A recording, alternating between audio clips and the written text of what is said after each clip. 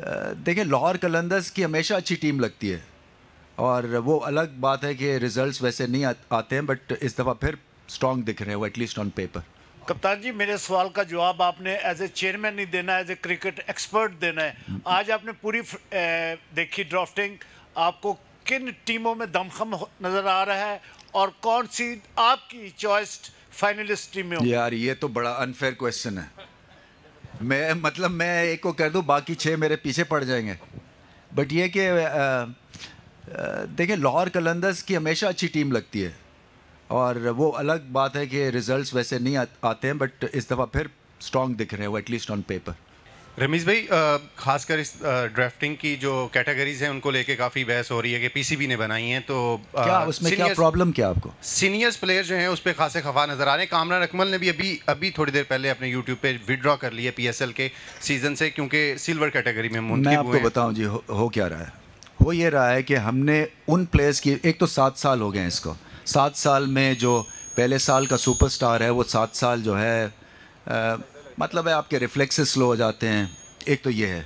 दूसरा, हमने देखना है पाकिस्तान को कौन सर्व करेगा, हमारा फ्यूचर जो है वो किन किन प्लेयर्स के हाथ में है, और फिर जो रेगुलरली खेलते हैं उनकी आपको इज़्ज़त करनी है, जिनका फ्यूचर है उनकी इज़्ज़त करनी है। और नया दौर आ रहा है और आई थिंक ठीक है, मैं समझ सकता हूँ कि गम और गुस्सा होता है कईयों को, but I think practical situation बड़ी सिंपल सी है कि फ्यूचर को सामने रख के ये कैटेगरीज़ बनी हैं। और आई थिंक आपको भी इस चीज़ के ऊपर गौर देना है कि ना सिर्फ just for the sake of headlines जो हैं वो किसी को आप प्रमोट करें।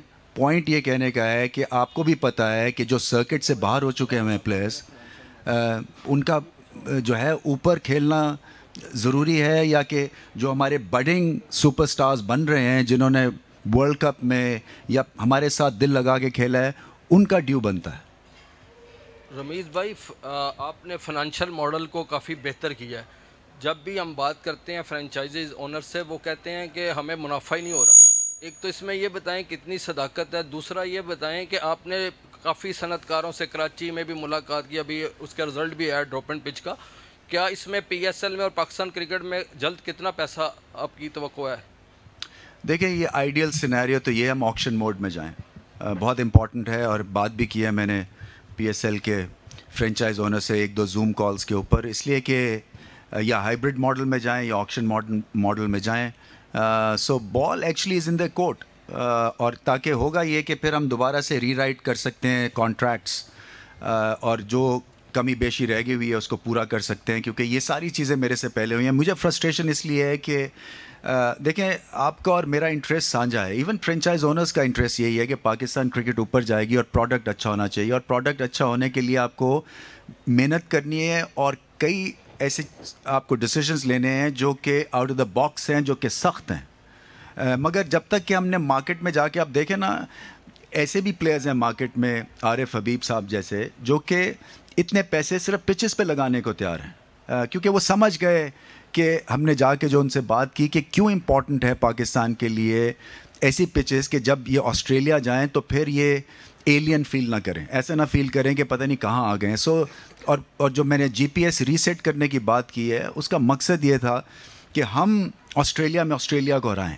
ऐसी क्रिकेट टीम बनाएं, ऐसी हम सिचुएशन और ऐसी कंडीशंस बनाएं कि हम वहाँ पे जाके आराम से मार खा के ना आ जाएं।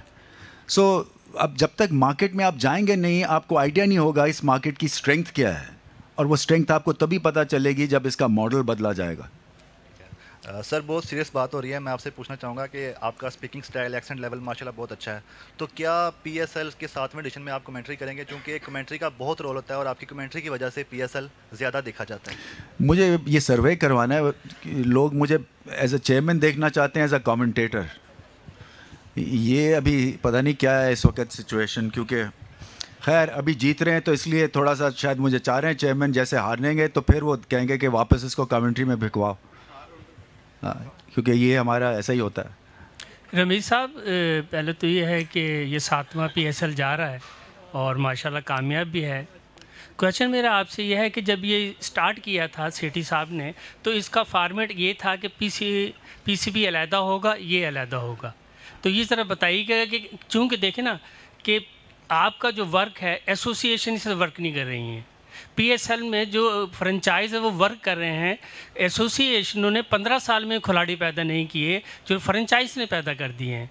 तो क्या आप नहीं समझते कि आप जिसके बोर्ड के सरबराह हैं, पाकिस्तान क्रिकेट बोर्ड के सरबराह हैं, आपके अंडर में एसोसिएशन भी आती हैं, तो कोई ऐसा क्या फॉर्मेट आप के जहन में है? एक तो ये बताइए कि अलहदा करेंगे इसको, पीएसएल अलहदा होगी, आप अलहदा होंगे, एसोसिएशन पे ऐसी कदगन लगाएंगे, ऐसी कोशिश करेंगे कि वहाँ सिफारशी लड़के भर्ती ना हो, पैसे लेके खिलाड़ी भर्ती ना हो। हाँ साहब, कल मुझे 3 महीने होंगे सिर्फ अभी। थोड़ा सा मुझे भी वक्त लगेगा, थोड़ा सा टाइम दीजिए, इंशाल्लाह सब चीज़ें ठीक होंगी। और आइडिया तो यही है कि पीएसएल का एक अलग डिपार्टमेंट हो, इसका एक अलग हेड हो, ताकि आप पूरी कंसंट्रेशन के साथ इसको देख सकें। रमीज़ भाई, आपने पहले बात की है कि यहाँ 3 माह हो गया मुझे, लेकिन आपने पिचेस पे बहुत ज़्यादा जोर दिए। आपने 3 माह में ये जज किया कि पाकिस्तान की क्रिकेट का जो मेन मसला है अभी इनिशियली जो आपको पता लगे कि वो पिचेस का है, कि इसके अलावा और कौन से हैं? और दूसरा, पाकिस्तान सुपर लीग की 6 टीमें हैं, इनको 6 से 8 या 7 कब होंगी? देखें, 3 पिलर्स के ऊपर मेरी चेयरमैनशिप बेस्ड है, जो मैंने जिसकी परफॉर्मेंस के ऊपर जो है वो क्रिकेट की परफॉर्मेंस बेस करेगी। एक है कमर्शियल एक्सीलेंस, एक है क्रिकेट एक्सीलेंस, और एक है ऑर्गेनाइजेशनल एक्सीलेंस।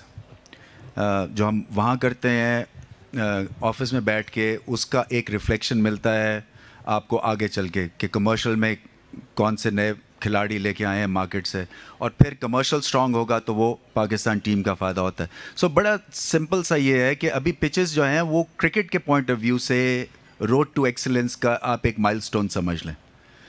उसके बाद ऑर्गेनाइजेशनल एक्सीलेंस है, शायद कल तक आपको समीउल हसन हमारे चीफ एग्जीक्यूटिव का नाम भी बता देंगे। उस तरफ जाएंगे। और फिर उसके बाद है कमर्शियल एक्सीलेंस। कमर्शियल एक्सीलेंस में ख़ुद जाके बाहर जाना पड़ेगा, क्योंकि होता ये है कि हम थोड़ा सा ये समझते हैं कि सारे जो कौम है वो हमारे यहाँ ऑफिस में आएगी, क्योंकि हम बहुत 30 मार खान हैं, हमारे पास ग्रेट प्रोडक्ट है, मगर ऐसा है नहीं है।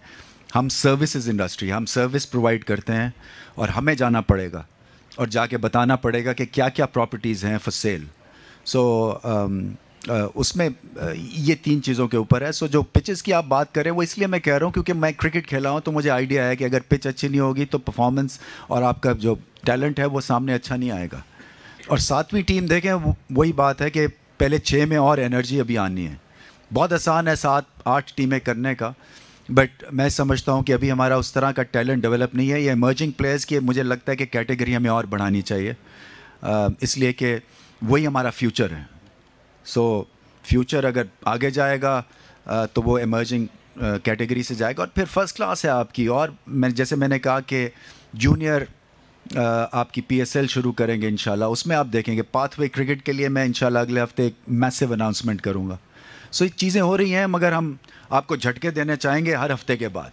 एक ही दफ़ा बता दिया तो ये कहते हैं जी आप सारी चीज़ें एक ही कॉन्फ्रेंस में मत बताएं।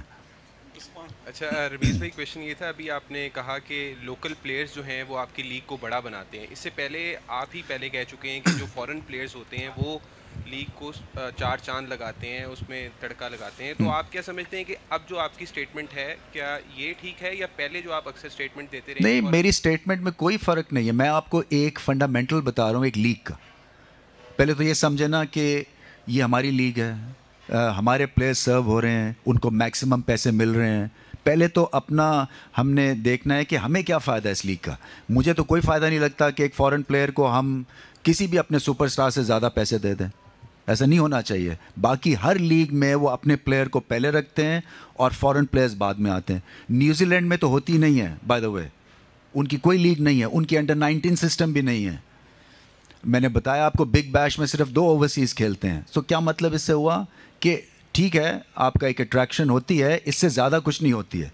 और उसमें अगर आपने बेस्ट इंटरनेशनल प्लेयर्स लाने हैं तो फिर इसकी पाए को इंक्रीज़ करना पड़ेगा, फिर इसमें और पैसा डालना पड़ेगा।